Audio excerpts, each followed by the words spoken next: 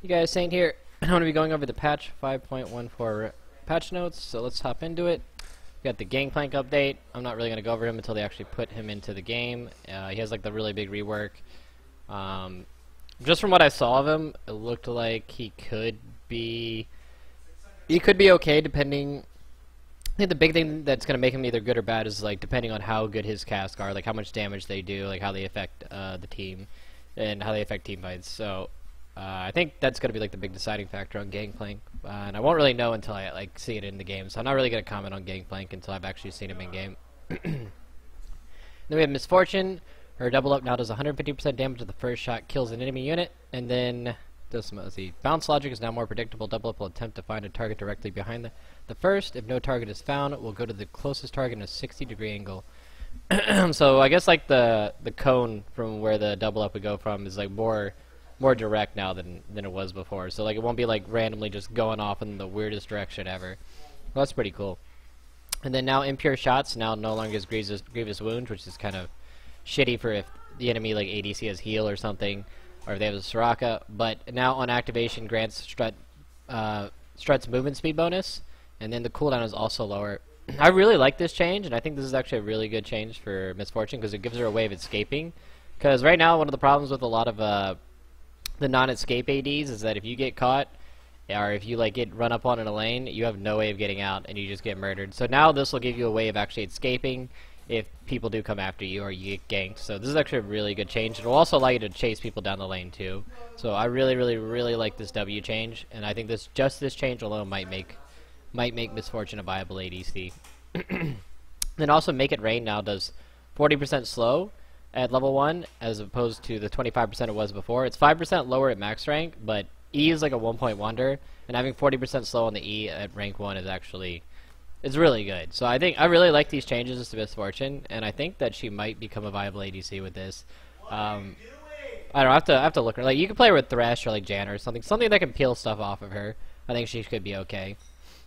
So really like the Misfortune changes. RA Charm no longer causes monsters to freak out, regen, or otherwise act unnatural. This is just kind of help with like blue buff pulling, so that doesn't really change much.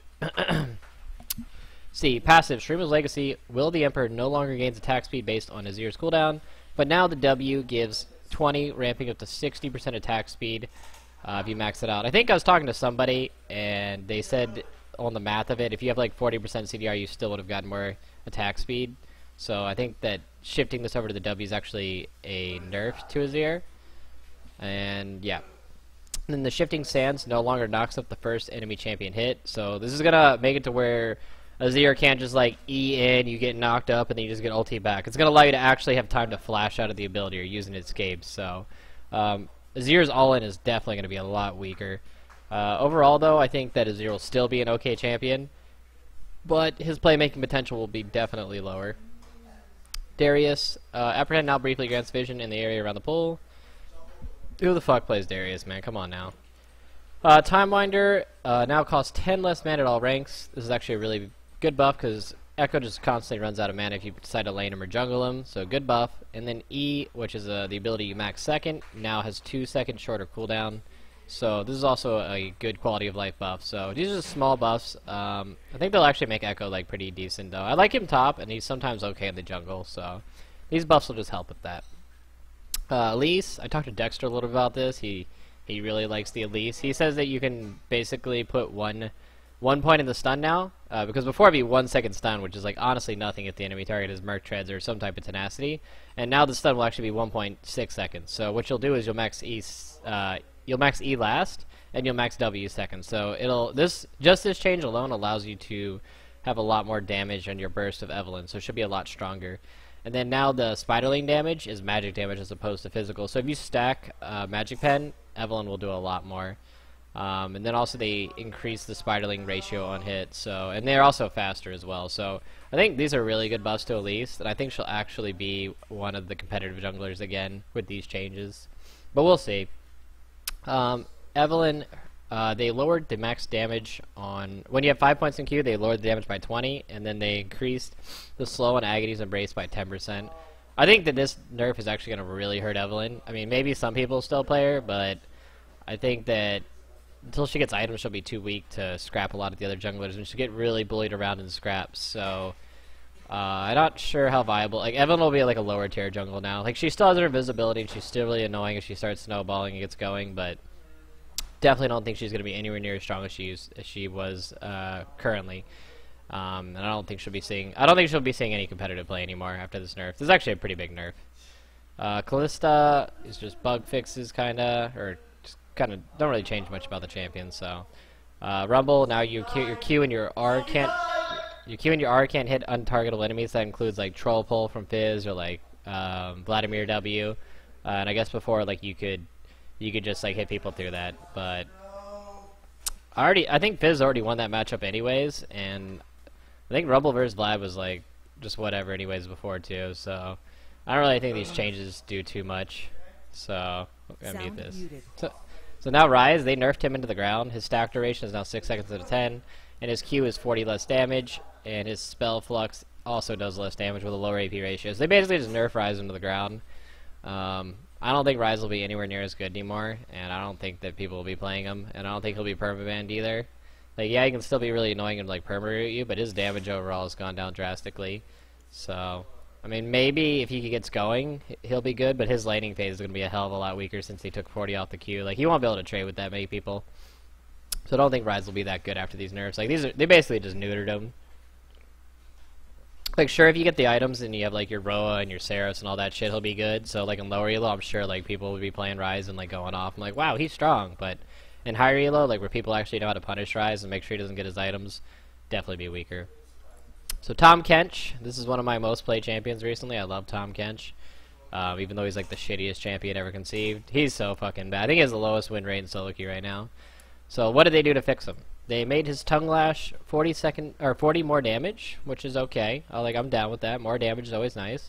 And they made the bonus damage of the ultimate 8% of bonus health, and also lower cooldown by 40. I like the changes in the ultimate. Gonna make him a lot stronger because this is gonna make your Q stronger, your W stronger, and your auto stronger. The 8%. So Tahm Kench will actually be hitting like a fucking truck. It's just the problems with him are, I think his base movement speed's too low. He has like what 335 movement speed, which is the same as Braum, and a lot of the other like lower movement speed melee champions. But he doesn't really have an escape. Like if you compare him to every other champion, like Braum has his W that can like jump to people. Like Nautilus can jump with his Q. Tahm Kench can only like W his allies to run away, so he's like really reliant on his allies. So he has no true escape. I think what they need to do to really make Tahm Kench a viable champion is just give him 10 movement speed. Like give him the smallest amount of movement speed. Give him a little, like Nunu has 350 movement speed to put it in perspective. So just give him like 345 movement speed, and then he'll be. And with these changes in 345 movement speed, I think he would actually be a competitive support and maybe even a top laner and maybe even a jungler. I've jungled him a couple times. It's honestly not that bad. Vayne. So now her tumble will go on cooldown from when you shoot rather than when it hits the target. This will give you about a quarter of a second faster cooldown on the tumble, so this is like a decent little buff. And Tumble's attack will be consumed even if the target becomes invulnerable mid-flight. So this is just all like buffs to make it to where, so like sometimes, like let's say somebody hourglassed or something and you shot the Q, or like you did the tumble thing or whatever, it'd like mess up your Q cooldown. So I think this is just to like fix all that kind of stuff. So I like this buff. This is a good minor buff to Vayne. Steel Tempest Whirlwind now properly applies on hit effects to the first target. I don't really play a lot of Yasuo, so I can't really say too much about that. I guess it was a bug. It wasn't working the same as the other two casts of Steel Tempest. Okay. Machete now gives 1 more mana per second while in combat with monsters, so it's a nice little buff, I guess, before you go back to buy. Like, I'm down with that. It'll help some of the mana junglers, but that's honestly, like, not that big a deal. Like, 1 mana is like, whoop-de-doo-dah, you know? Like, who cares? It's a nice buff. I'll take it, dude. I'll take any jungle buffs I can get. Give me them, man. Give me the buffs. And then they basically just made Runeglaive not viable for laners anymore, because they no longer converts basic attack damage into magic damage, so that's a nerf to AP Ezreal, as well as AP Gangplank, and AP Nasus, so it nerfed all those champions. And then also, the AoE damage only applies on monsters, so see you later, AP Ezreal. And then the Kaboom Glaive deals double damage to the first monster hit. So this will allow you to clear the jungle fast, which is the point of the item. but it won't allow you to just like AoE all the minions mid and then like one-shot people late game with like 1,000 damage Ezreal Q that's magic damage. So good riddance to this shit. I hated playing glaive stuff. It was so cheesy and so dumb. And since this is a big change, Zeke's Harbinger is their new item. They changed it. It builds out a Glacial Shroud, Amp Tome, and 480 gold. Has 50 ability power, 35 armor, 250 mana, and 10% CDR. And then it gives you this bind to the target ally thing. So basically it's like a weird... You know like the Static Shiv has the charges or whatever it builds up from using abilities and moving around? So you'll build those charges up, and then once you have maximum charges, you'll give your... increases yourself and your allies' critical strike chance by 50%, and your ability power by 20%. So that's like a huge damage spike that you could do, but it only applies to one target. So your ADC will be going bonkers, I guess, if you have this item, but it won't really be helping your other allies. And I'm trying to like put this in a line, like what champions I'd get this on. You'd probably get it on like Janna, maybe Morgana, maybe Thresh. I don't know. There's not really that many champions that are being played right now as support that I would get this on. So it's like, I feel like on Janna I'd rather have a Crucible or like even an Ardent Censer than this item. Like Alistar is like a champion I might get this item on, but I still feel like I'd rather have the Ardent Censer, because you know why? Ardent Censer, you press E on Alistar, all 5 people in the team get the buff. They all get the attack speed and the magic damage. Meanwhile, this only increases one person. I mean, yeah, this is an amazing buff. Like the critical strike by 50%. You're probably gonna rape anybody that's going with your ADC, and it's probably a really great item.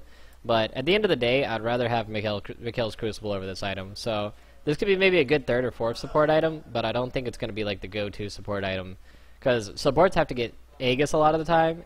Like Banner Command's a really great item, and a lot of the time they also have to get Crucible. So I think this is it's a really good item. It's just not a priority item, because Crucible is just too broken, and Banner Command's honestly really broken for giving your team a win condition in a lot of scenarios.